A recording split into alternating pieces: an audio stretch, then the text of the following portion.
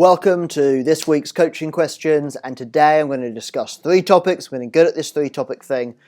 Using leg drive in the OHP, so in the overhead press, making macro adjustments in line with your calories, and also what do we really know about muscular soreness and DOMs.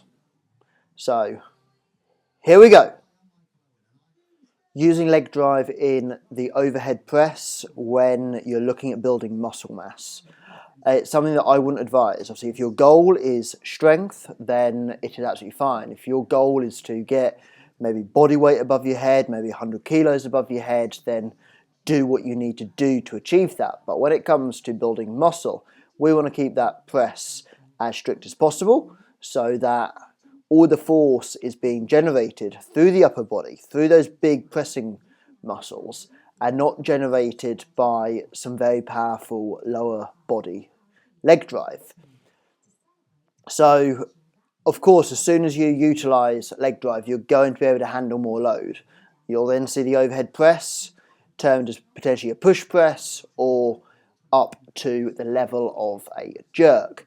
And those methods enable you to use more load, but it doesn't put more tension through the upper body. For some people, maybe breaking through a plateau, it may just mentally be a good confidence boost, maybe for a short, maybe 4-6 week block, to use a level of leg drive before then returning it back to a strict press. So it's very goal dependent, but if you're looking at recruiting maximal muscle and utilizing it in a push session in terms of building muscle and for hypertrophy, I would keep it strict. If you're starting to struggle with that movement, think about maybe going into a seated barbell press or a dumbbell press or some other variation so that you can build strength and then build strength in that variation for as long as possible and then switch back and reap the rewards on the overhead press. Sometimes taking it to something seated means you can put more focus on the pushing movements because it's less thought about holding a rack position and stabilization through the core. So for building muscle, I would not use leg drive in an overhead press, but if you want to get some crazy weight above your head and that's your thing, then yeah, use those legs. They're going to put a big amount of additional load above your head. Adjusting your macros in relation to your calories. So this was questioned by somebody who is in a dieting phase and things have stalled and they were unsure on whether they take from fats or carbohydrate.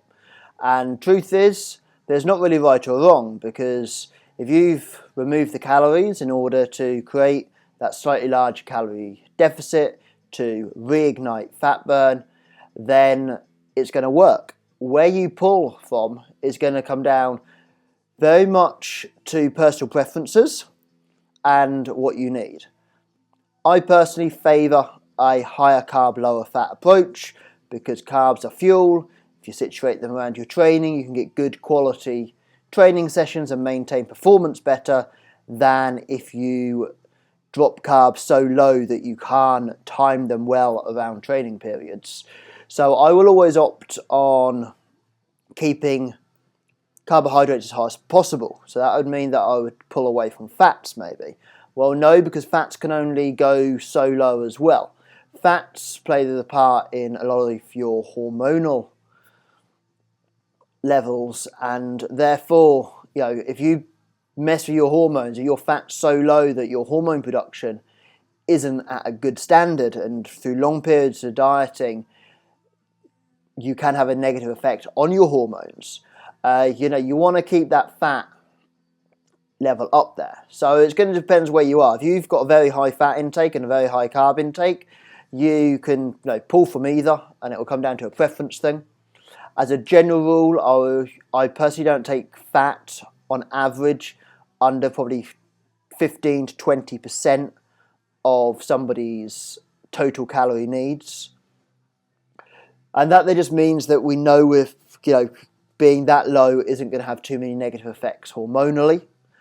So if their fat is already down in that 20% zone of their total calorie intake, bear in mind fat 1 gram of fat is 9 calories, whilst carbs, 1 gram is 4 calories.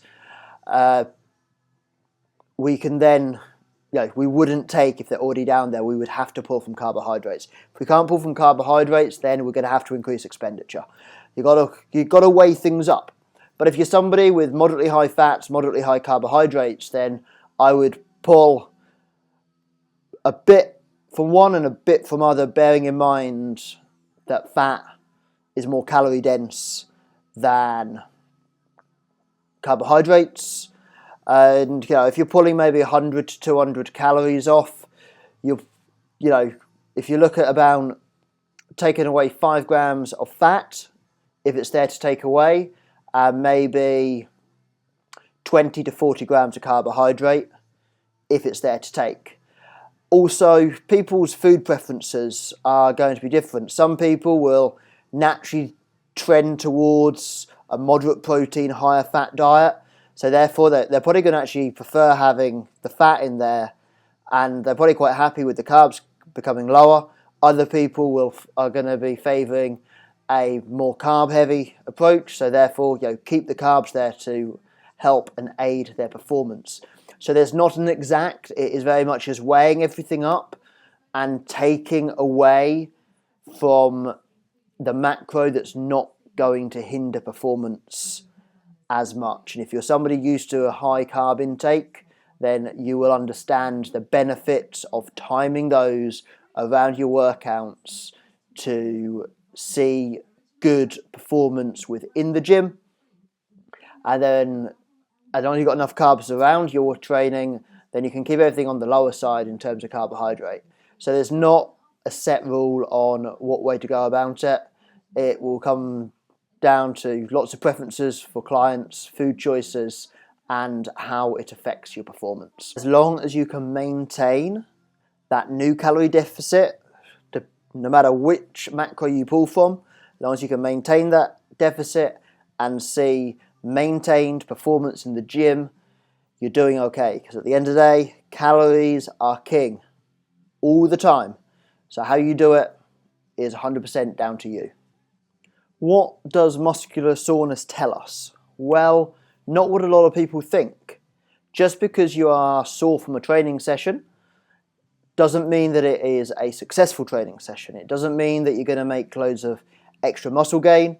It doesn't really show a lot. What muscular soreness is, it is inflammation of connective tissues. So it shows that you have done something more challenging to your body than previous.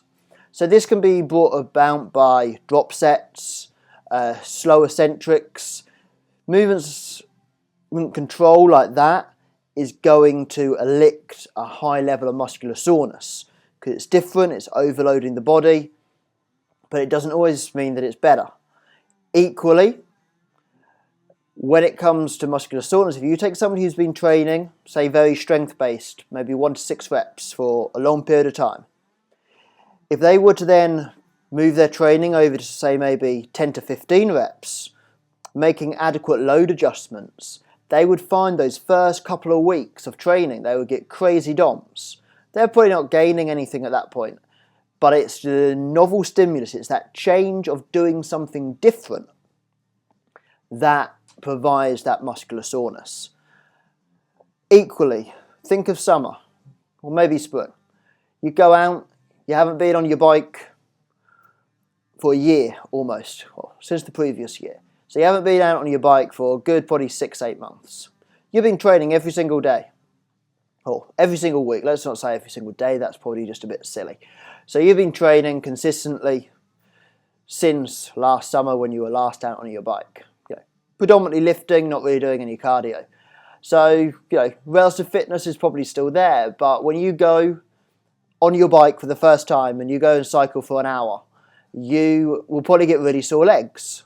And it's not because you haven't trained your legs, it's just because what you have been doing is probably training your legs, say, in the 8 to 12 rep range. Then when you get on a bike, go for an hour cycle on a nice day, you are doing something very different. Your body's been used to performing 8 to 12 reps, which is probably about 30 to 45 seconds worth of intense work.